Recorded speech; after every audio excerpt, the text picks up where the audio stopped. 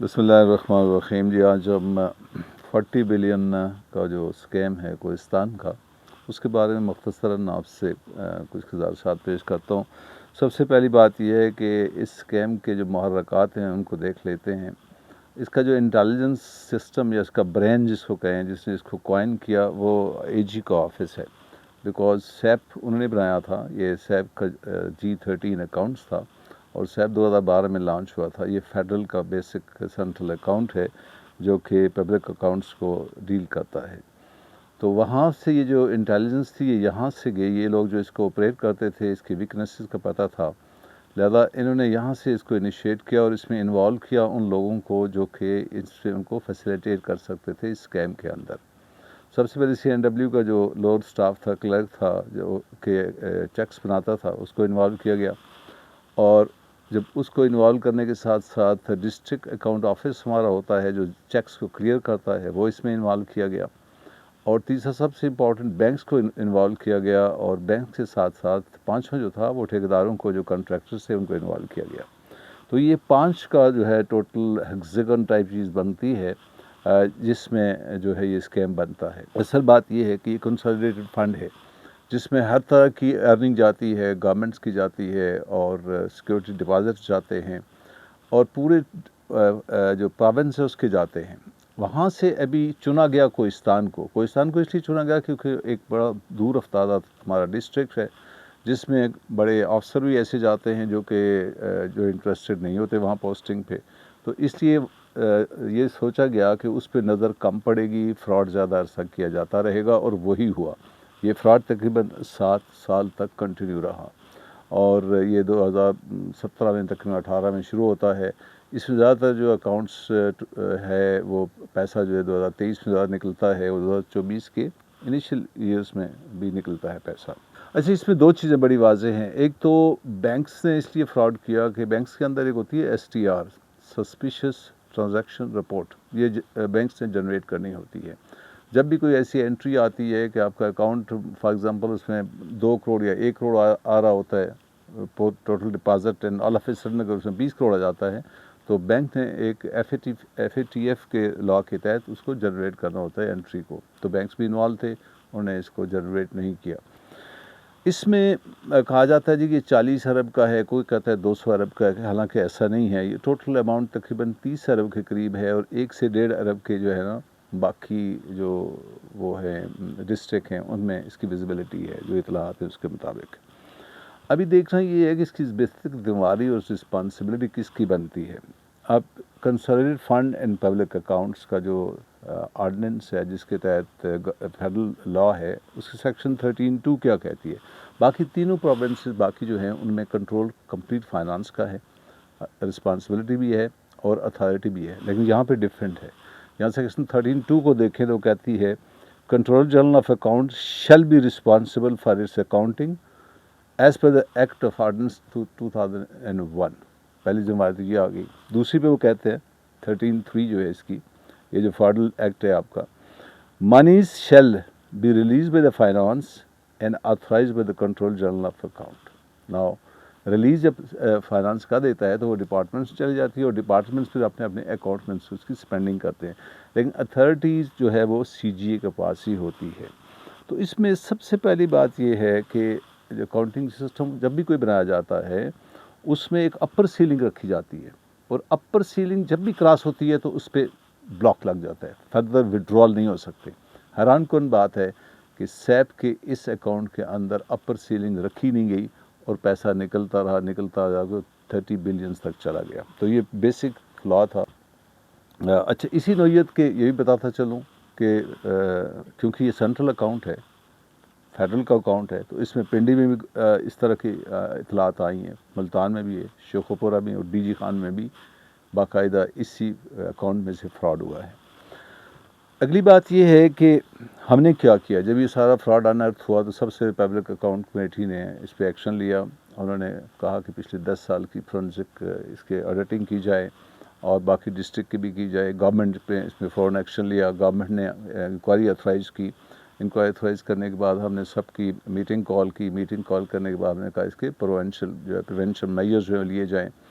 और सबसे बड़ी बात ये है क्योंकि 18th अमेंडमेंट के बाद ये कंट्रोल हमारे पास आना चाहिए, प्रोविंस के पास आना चाहिए, जैसे बाकी सूबों में है। हमने public finance management account act जो है 2022, हमने उसको बहुत अर्सा पहले मूव कर दिया था असम्बली में उसको पास होने के लिए, ताकि ये कंट्रोल जो एजी के पास है, फेडरल एजी के पास है, वो हमारे पास आ जाए। तो ये ऑलरेडी लॉ जो है हमने मूव कर दिया है लीगल साइड पे, ताकि जब ये बन जाएगा। अभी एक MOU है 1960s का, 60s में वो MOU साइन था, जिसके तहत अब भी डिस्ट्रिक्ट के अंदर फेडरल के लोग अकाउंटिंग के बैठे हुए हैं, जो कि गलत बात है। 18th अमेंडमेंट के बाद कंट्रोल भी जो है फाइनेंस के पास आना चाहिए। अच्छा, बात यह है कि इसने चीफ मिनिस्टर ने बड़ी वाज़ेह हिदायत दे दी हैं कि आपने मुझे खुसूसी तौर पर कहा गया कि आप नैब के साथ चीफ सेक्रेटरी को कहा कि आप पूरा तावन करें, क्योंकि हमारा corruption zero tolerance to corruption का खान साहब का दिया हुआ नज़रिया है, accountability and rule of law, उसके तहत हम हर एक से डेफिनेटली सपोर्ट करेंगे जहाँ पे भी अकाउंटेबिलिटी का मामला आएगा। तो ये तो एक बात हुई। दूसरी बात ये है कि हम ये भी डिमांड करेंगे, पहले बासियत हुकूमत के एजी जो हैं, फेडरल एजी जो हैं, वो बाकी सूबों को भी कहें कि सिक्योरिटी डिपॉजिट के मद में और फोरेंसिक ऑडिट करें सारे सूबे और उनको रिपोर्ट करें, क्योंकि यहाँ पे अगर फ्रॉड हुआ है तो बाकी सूबों में भी हुआ होगा। और पंजाब में डेफिनेटली हुआ है, रिपोर्ट्स आ रही हैं। तो ये जुर्रत करें और हिम्मत करें कि जनाब एजी जो है वो अपने जो उनके कंसर्न आगे हैं, CGA को चाहिए कि जो कंसर्न एजीज हैं उनसे ये फोरेंसिक ऑडिट करवाए। इसके अलावा सबसे इम्पोर्टेंट इशू ये है कि जितने भी इसमें लोग इन्वॉल्व हैं, चाहे वो ऑफिसर्स हैं, हमारे महकमों के हैं, चाहे कोई और है, तो हमारी किसी किस्म की डिस्क्रिमिनेशन या किसी किस्म की ऐसी ट्रीटमेंट नहीं होगी। जो भी इसके मद में आएगा डिपार्टमेंटल इंक्वायरी में, वो सज़ा का मुस्तहिक अगर होगा तो उसको बाकायदा सज़ा दी जाएगी। इसी में किसी किस्म की रूल रियायत नहीं की जाएगी। और वैसे भी नैब इस पर इंक्वायरी तो कर रहा है और उसमें हम पूरा उसके साथ कोऑपरेट भी कर रहे हैं। ये टोटल स्कैम बेसिक ज़िम्मेदारी रिस्पॉन्सिबिलिटी फेडरल की बनती है। हुकूमत जो है हमारी KPK की इतनी बनती है कि हमारे डिपार्टमेंट्स के चंद एक लोग उसमें इन्वॉल्व हैं, वो एक इन्वॉल्वमेंट हमारी बनती है। फाइनेंस की नहीं बनती, हुकूमत की नहीं बनती, किसी पॉलिटिशियन की नहीं बनती।